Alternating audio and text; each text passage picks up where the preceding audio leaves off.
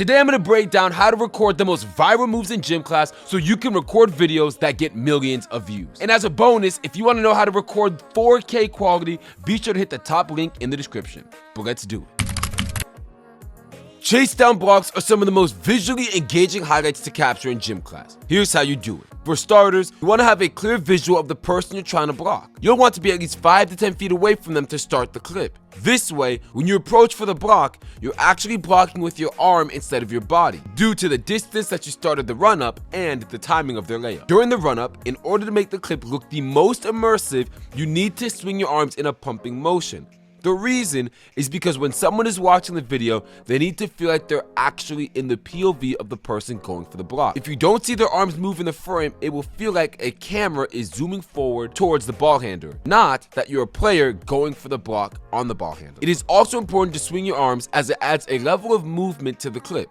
The swinging of the arms paired with the motion blur in editing will make the clip look as if you're moving really fast, which helps increase the overall engaging nature of the clip. When going up for the block, you want to raise your arm directly past your face so that in game, you can clearly see your hand raised past the camera. This is important because without it, it will look like you just rose up in the air and it's not clear what you're doing until after the play is essentially completed and your arm is swinging back down for the block extremely quickly. It's almost as if you were to go for a jump shot in basketball, but only saw the 2 points appear on the board and the person coming back to the ground, essentially missing the rise up to the jump shot. Having the arm swing past the camera is crucial to help set up the look of the overall clip. Finally, when going for the block, there are 3 things you need to remember. The first one is that the off the backboard blocks are the easiest ones to capture good content for. Now, the easiest way to do this is to direct the ball handler to go for a floater next to the rim instead of aiming it near the backboard. When you're going for this type of block, please remember to position your body either on the left side of them or the right side of them.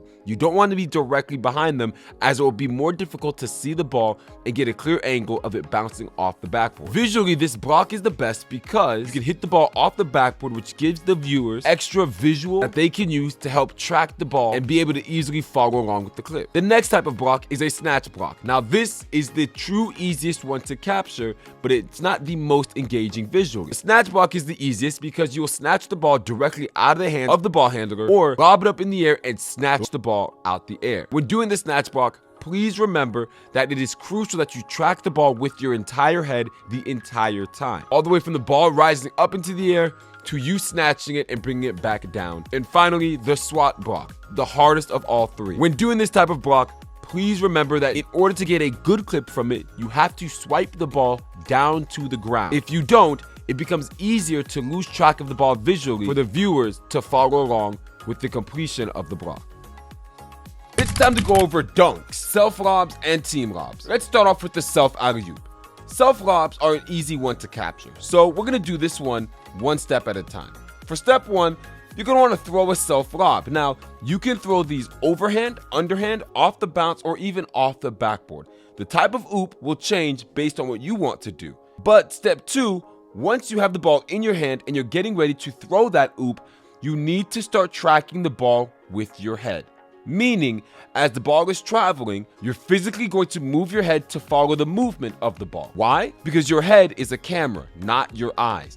Tracking the ball with your whole head will help create the smoothest camera work when you watch it back. So from the moment you wind up for the lob to when the ball hits the ground or hits the backboard, you're following it with your entire head. When approaching the ball, make sure you're swinging your arms once again to help the visual movement of the run-up. And finally, when you catch the lob, you're going to want to keep the ball in front of your eyes the entire time. That means when you catch the ball, it should be in front of your face, not the side of your head or over your head. Also, a key thing to remember is to keep tracking the ball the entire time, all the way into the basket. The focus should not be the rim, it should be the ball. So, if the ball was thrown extremely high, you need to look all the way up to catch the ball and then look back down at the rim. And finally, for the self-lob, you want to make sure you don't catch the ball too close to the rim. This is a major mistake people make. There should be enough distance from you and the basket so that when you jump up, you're able to look at the ball, bring it forward, and then dunk it. Now for team lobs, all of these same rules apply. There's not much difference between a team lob and a self lob. But overall, team alley-oops are a little bit harder because you're not going off of your own timing. You're going off of the timing of the person who is about to pass. This makes the overall camera work a little bit harder as you're both tracking the ball with your head and reacting to the play at the same time. The key here is to do it all at the same time by simply treating your head as your eyes. If you want to look at something before you jump, don't just slightly turn your head to look at it. Look at it with your full head until your forehead is pointing at whatever thing you want to see. This way, you don't have to think too much about where the camera is or how you're reacting to the moment. You could just react to the moment. So with the team alley-oop, it's important to remember all of the same steps. You must swing your arms. You must keep the ball in front of your face at all times, even before you catch it. You don't want to catch the ball too close to the rim, and you want to track the ball by moving your entire head, not just your eye. And finally, for solo dunks, anytime you're approaching the rim, since you have the ball in your hand, instead of trying to swing your arms, now you're going to do what's called a push dribble, where you fully push the ball out in front of your entire body. This is so that you can see your full arm extend out in front of the camera, making the clip more immersive and making the viewer feel like they're actually in the POV of the person dunking, not just watching a camera zoom closer to a rim. And once again, all of the same rules apply here. Keep the ball in front of your face the entire time. When approaching the rim, your focus should be on the ball, not the rim. So if you're dribbling, you're looking down, and if you're rising for a dunk, the ball should be in front of your face then too. Layups are the hardest thing to capture because they require the most intricate movement while also requiring the hardest camera work. But if you're up for the challenge, I'll explain how you do it. For starters, we're going to start off a layup clip with a push-out dribble. Unlike the other three forms of highlights, this one will not require you to swing your arms. But with the push dribble, you're going to extend your arms out for each dribble so that you can see the arms of your player dribbling, just like when you go for a solo dunk. Your focus should always be on the ball until you gather the ball.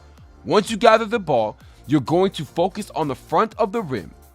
After you look at the rim, you're going to begin bringing the ball up and focusing back on the ball while bringing it up. Now, if there are defenders, you're going to want to bring the ball up and put the ball in between you and the defender while in the air.